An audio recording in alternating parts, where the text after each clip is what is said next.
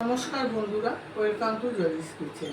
আজকে আমি আপনাদের সামনে সজনা আটা আলু পোস্ত করব। শনিবার বন্ধুরা, তো কি করি, সজনা আটা আলুটা কিভাবে পোস্তটা করি আপনারা পুরো ভিডিওটা দেখুন আর একটা লাইক আর ফলো করে রাখুন।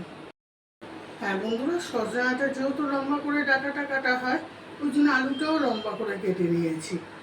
এটা পুরো কেটে আমার ধোয়া হয়ে গেছে। এবার আমি কি করে করি আপনারা দেখুন। কড়াইয়ে সর্ষের তেল দিয়ে দিলাম বন্ধুরা। তেলটা গরম হোক। তেল গরম হয়ে গেছে, কালো জিরে দিয়ে দিলাম। এবার আপনার আলু আর ডাঁটাটা ছেড়ে দিলাম।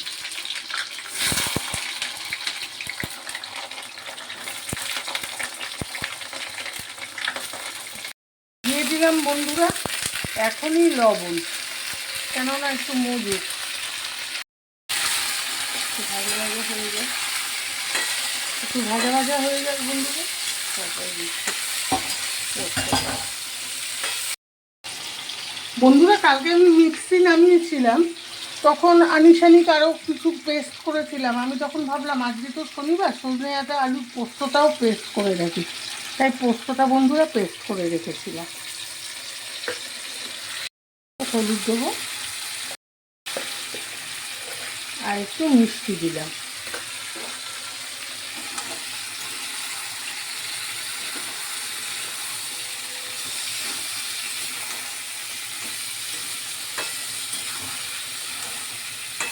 হালকা একটু জল দিয়ে বন্ধুরা নাড়াচাড়া করে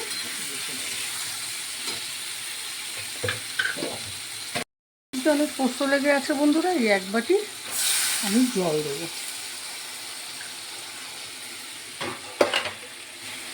ডাঁটাগুলো একটু সিদ্ধ হবে।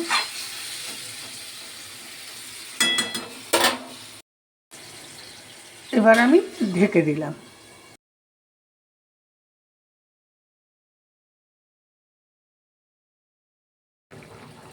বন্ধুরা, পোস্তটা তো আমার ফুটছেই, আর একটু ঝোলটা শোকাবো, তারপরে নামিয়ে দেবো। সজনা ডাঁটা আলু পোস্ত একদম রেডি হয়ে গেল। এবার দুপুরে গরম গরম ভাতের সাথে বসে পড়বো। ভিডিওটা ভালো লাগলে বন্ধুরা একটা লাইক আর ফলো করে দেবেন প্লিজ।